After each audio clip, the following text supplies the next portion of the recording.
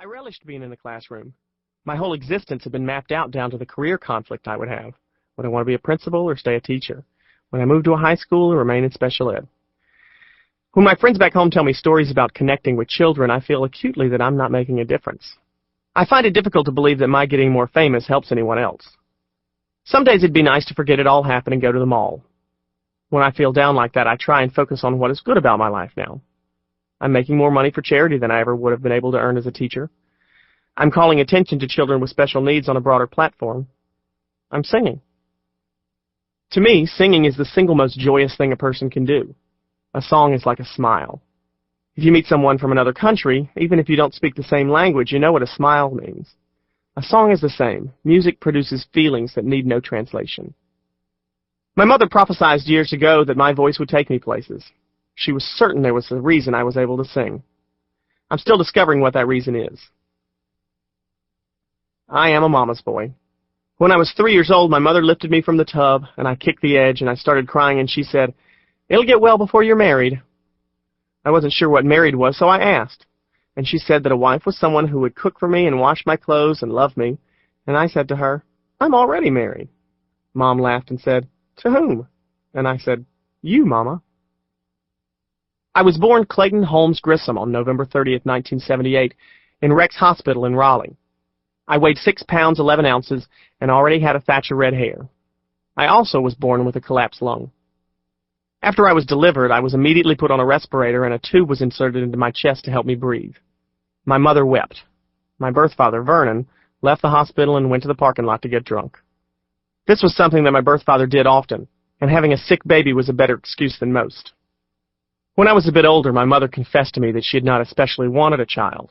She knew my birth father was an alcoholic, knew also what happened after he drank too much. She did not desire to bring a baby into the chaos and violence of her life. Her pregnancy was rough, and she didn't look forward to my birth. But I came anyway, and she says from the moment she heard me wailing, she fell instantly in love. From the day of my birth on, my mother and I were inseparable. Predictably, the addition of an infant did not improve circumstances at home. Vernon did not rise to the occasion. Before I turned 3 years old, we left him. We moved out with only the clothes on our backs and took refuge at the home of Mom's friend from work, Amaryllis McGee, a woman whom I call Nanny and think of as a second grandmother. At Nanny's, we slept on a mattress in her living room, between the front door and the kitchen. She hung a tarp around the bed so we'd have privacy. Ours was not the ideal situation, but my mother made it work. I was never told how bad our money problems were or how depressed she may have felt. She protected me not only from my birth father, but from as many harsh realities as she could. More often than not, she distracted me with music. My mother drove a yellow Ford Torino. Daycare was expensive, so Mama took me with her as many places as she could, including Sears, where she worked as a decorative consultant in the wall-hanging department. When she couldn't keep me at Sears, she'd drive me to Nanny's house, or an hour outside of Raleigh to Granny Aiken's farm. Mom preferred country music to any other, so by age 4, I'd memorized quite a few hillbilly tunes. I remember the two of us singing together in the car, passing the time while we drove back and forth. Around that time, Mom took Granny and me to the Grand Ole Opry. We were touring the stage, and one of the people working there asked if anybody in the group wanted to come up and sing. Mom says I was on that stage quicker than you could drop a bucket. I sang, "Mama, don't let your babies grow up to be cowboys." Everyone laughed and clapped. I don't think it was that I was particularly good, just that I was little and loud. If a kid climbs on stage and sings, you're going to applaud. Clearly, I wasn't afraid of performing, but I was frightened of everything else. I was a skittish child. I didn't like bugs or loud noises. When my mom would go to the bathroom, I'd hide behind the couch. I didn't like to be separated from her, not even for a few minutes. I had this idea that I could be snatched away at any time, and leaving my mom was the last thing I wanted. For years, Mom worked Thursday nights at Sears. Even though the routine was identical every week, even though I knew it was coming, I cried when she had to leave. I never got used to seeing her walk out the door. Maybe because of all the crying and clinging, Mom worried that she wasn't providing me with enough masculine activities. So when I was old enough, she enrolled me in T-ball. It was a disaster. I was, without question, the worst T-ball player Raleigh had ever seen. Even my mother was forced to concede that I was terrible, and she never thought anything I did was short of breathtaking. I loathed T-ball. I stunk at T-ball. But when the season ended, I signed up for the next year. I played because I thought my mom wanted me to, But if I remember right, Mom spared me a second season of humiliation and suggested I take piano lessons instead. My teacher, Sandra Powell, was in her early 40s, and we would play at her house. I hated piano. I was a poor student, so after about 2 months of banging on the keys, Mom said, "Why don't we see if we can get her to teach voice?" Now, Sandra was one loud woman. The only way I could hear myself is if I sang as loud as I could because this woman had some lungs on her. She may not have taught me how to sing, but she did teach me how to project. I liked Sandra, but I hated having to practice, so I refused to. And my mom, never one to waste any money, said, "If you're not going to try, then you're not going to go." And that was the end of voice lessons. I think it lasted about 2 months. Which is why when people ask me how I learned to sing, I always credit my mother.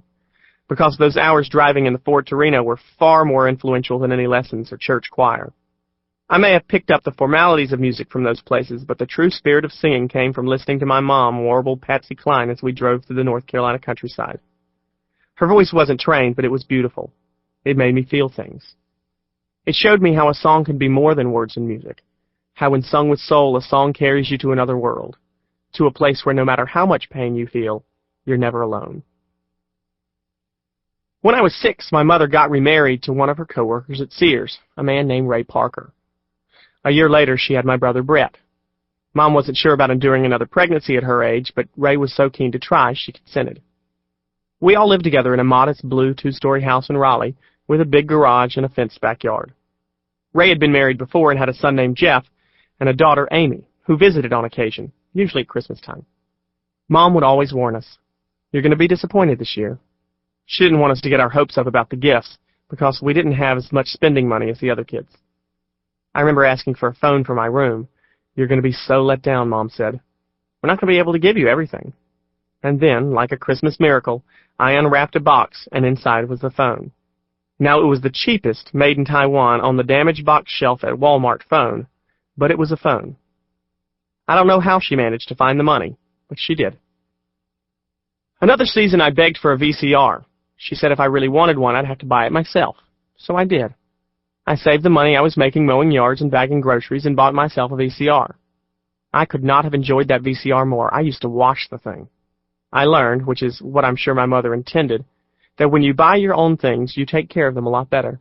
When something is earned, it pays off dividends far greater than when something comes easy. When I was growing up, Mom took care that everything on the surface looked okay. She hid how poor we really were. I never wore Nikes or Reeboks.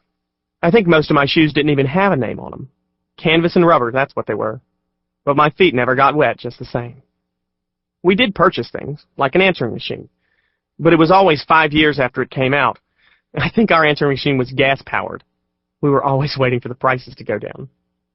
Mom thought that craving designer shoes, video games, CD players, obscured what really counted. Owning things doesn't teach you about life, she'd say. Food, shelter, that's what priorities should be. This is not an easy lesson for a kid, especially once I reached high school. I remember Mom used to proudly walk in and out of the discount shoe store, and I used to be so embarrassed I wouldn't carry the bag.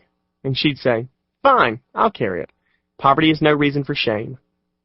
When we shopped at the thrift store, I'd whine, "Why aren't we at Abercrombie & Fitch?"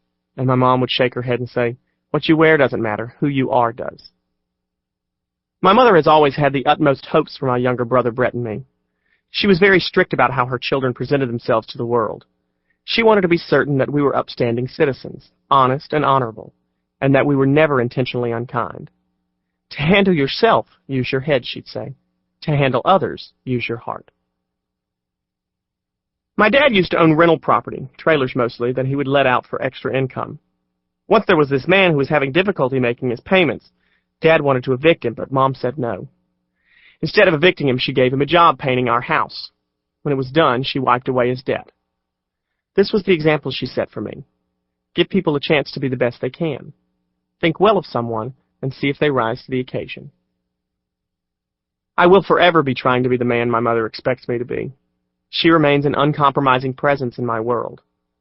When she comes to my shows and sits in the audience, I get nervous. Even at 25 years old, I'm still trying to impress her. When Brett went off to the Marines, I was on vacation in London. Mom phoned me and she was crying. I tried to comfort her, but it wasn't working. I realized that it was the first time I'd ever heard my mother cry for herself. She'd cried for me plenty, and for Brett. Whenever we were hurting, she'd cry.